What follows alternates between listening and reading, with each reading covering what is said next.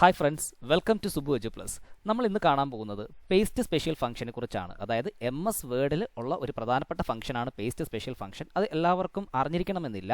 ഇത് ഞാനിവിടെ പ്രധാനമായിട്ടും പറയാൻ കാരണം നമ്മൾ ഇൻ്റർനെറ്റിൽ നിന്നൊക്കെ ഒരുപാട് കണ്ടന്റുകൾ കോപ്പി എടുത്ത് നമ്മുടെ MS വേർഡിൽ പേസ്റ്റ് ചെയ്യാറുണ്ടല്ലേ. അപ്പോൾ കോപ്പി എടുത്ത് പേസ്റ്റ് ചെയ്യുമ്പോൾ ഒരുപാട് ഫോർമാറ്റിംഗ് ഇഷ്യൂസ് വരാറുണ്ട്. പ്രത്യേകിച്ച് നമ്മളിപ്പോൾ വിക്കിപീഡിയയിൽ കയറിയിട്ട് എന്തെങ്കിലുമൊക്കെ സെർച്ച് ചെയ്യുകയാണ്. ഞാനിവിടെ കേരള എന്ന് സെർച്ച് ചെയ്യുകയാണ്. കേരള എന്ന് സെർച്ച് ചെയ്ത് ഞാൻ വിക്കിപീഡിയ പേജിലേക്ക് പോകുന്നു. വിക്കിപീഡിയ പേജിനകത്ത് ഉള്ള കേരളത്തെക്കുറിച്ചുള്ള കണ്ടന്റുകൾ ഞാനിവിടെ കോപ്പി എടുക്കുകയാണ്. ഇപ്പോൾ ഒരു പാരഗ്രാഫ് ഞാനിവിടെ കോപ്പി എടുക്കുകയാണ്.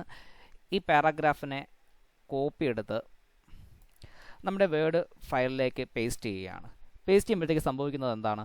ആ പാരഗ്രാഫിനകത്ത് ഉണ്ടായിരുന്ന കുറേ ഹൈപ്പർ ലിങ്ക്സ് കൂടി ഈ വേർഡ് ഫയലിനകത്ത് കയറി വന്നിട്ടുണ്ട്. അപ്പോൾ ഇങ്ങനെ ഹൈപ്പർ ലിങ്ക്സ് വന്നു കഴിഞ്ഞാൽ നമുക്ക് ഈ താഴെ ഈ ലൈൻസും അല്ലെങ്കിൽ ഈ ബ്ലൂ നിറത്തിലൊക്കെ ഇടയ്ക്കിടയ്ക്ക് ഇങ്ങനെ ക്യാരക്ടേഴ്സ് കാണാൻ പറ്റും. വിക്കിപീഡിയ എന്നല്ല, ഇൻ്റർനെറ്റിനകത്തുള്ള ഏത് വെബ് പേജിൽ നിന്നുള്ള ഡീറ്റെയിൽസ് എടുത്താലും ഇത്തരത്തിലുള്ള ഫോർമാറ്റിംഗ് ഇഷ്യൂസ് വരാറുണ്ട്. അപ്പോൾ ഇത്തരം പ്രോബ്ലംസ് റെക്ടിഫൈ ചെയ്യാനായിട്ടുള്ള ട്രിക്കാണ് ഞാൻ ഇന്നിവിടെ കാണിക്കാനായിട്ട് പോകുന്നത്. ഓക്കെ, അപ്പോൾ ഇനി ഇത്തരം ഫോർമാറ്റിംഗ് ഇഷ്യൂസ് വരാതിരിക്കാൻ എന്താണ് ചെയ്യേണ്ടത് എന്ന് വെച്ച് കഴിഞ്ഞാൽ, ഇപ്പോൾ ഞാൻ വിക്കിപീഡിയക്കകത്ത് കേരളത്തെക്കുറിച്ചുള്ള ഒരു പാരാഗ്രാഫ് കോപ്പി എടുത്തല്ലോ. ആ സെയിം പാരാഗ്രാഫ് ഞാൻ ഒന്നുകൂടി എന്ത് ചെയ്യുകയാണ്? കോപ്പി എടുക്കുകയാണ്. കോപ്പി എടുത്തതിന് ശേഷം നേരെ നമ്മുടെ വേർഡ് വിൻഡോയിൽ വന്നു. ഇവിടെ ഹോം ടാബിൽ ക്ലിക്ക് ബോർഡ് എന്ന് പറയുന്ന ഒരു ഗ്രൂപ്പ് ഉണ്ട്. ഇതിനുള്ളിൽ പേസ്റ്റ് എന്ന് പറയുന്ന ഒരു ഓപ്ഷൻ കണ്ടോ?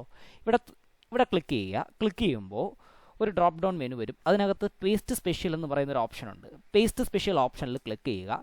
ക്ലിക്ക് ചെയ്യുമ്പോൾ ഒരു വിൻഡോ വരും. ആ വിൻഡോയ്ക്കകത്ത് കുറച്ച് ലിസ്റ്റുകൾ കാണാൻ പറ്റും. ഇവിടെ അൺഫോർമാറ്റഡ് ടെക്സ്റ്റ് എന്നൊരു ഓപ്ഷൻ ഉണ്ട്. അവിടെ ക്ലിക്ക് ചെയ്യുക. ഓക്കെ ബട്ടൺ അമർത്തുക. ഇപ്പോൾ കണ്ടോ, നമ്മൾ നേരത്തെ വിക്കിപീഡിയയിൽ നിന്നും കോപ്പി എടുത്ത് പേസ്റ്റ് ചെയ്ത രീതിയിലല്ല ഇപ്പോൾ വന്നിരിക്കുന്നത്. ഇപ്പോൾ ഒരു നോർമൽ സ്ട്രക്ചറിലാണ്, അല്ലെങ്കിൽ ഒരു നോർമൽ ഫോണ്ടിലാണ് ഇപ്പോൾ വന്നിരിക്കുന്നത്. നേരത്തെ കണ്ടതുപോലുള്ള ഹൈപ്പർ ലിങ്ക്സ് ഒന്നും ഇതിനകത്ത് വന്നിട്ടില്ല.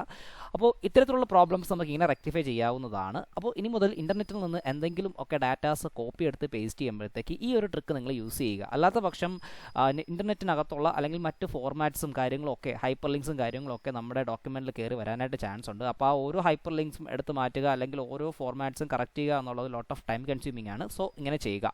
ഡിഫോൾട്ടായിട്ട് നമ്മുടെ മൈക്രോസോഫ്റ്റ് വേർഡിലെ ഡിഫോൾട്ടായിട്ടുള്ള ഫോണ്ട് സ്റ്റൈൽ എന്ന് പറയുന്നത് കാലിബ്രിയും ഫോണ്ട് സൈസ് 11ഉമാണ്. നമ്മൾ അൺഫോർമാറ്റഡ് ടെക്സ്റ്റ് കൊടുത്തു കഴിഞ്ഞാൽ ഡിഫോൾട്ടായിട്ടുള്ള കാലിബ്രി ഫോണ്ട് സ്റ്റൈലും അതുപോലെ തന്നെ 11 ഫോണ്ട് സൈസുമായിരിക്കും വരുന്നത്. പിന്നീട് നിങ്ങൾക്ക് ഇതിനെ വലുതാക്കുകയോ ചെറുതാക്കുകയോ അല്ലെങ്കിൽ നിങ്ങൾക്ക് നിങ്ങളുടെ റിക്വയർമെൻറ്റിന് ബേസ് ചെയ്തിട്ടുള്ള ഫോണ്ട് പ്രോപ്പർട്ടീസ് കൊടുക്കാനും സാധിക്കുന്നതാണ്. ഓക്കെ, അപ്പോൾ വീഡിയോ ഇഷ്ടമായാൽ ലൈക്ക് ചെയ്യുക, ഷെയർ ചെയ്യുക. പുതിയ വീഡിയോസിനായിട്ട് ചാനൽ സബ്സ്ക്രൈബ് ചെയ്യുക.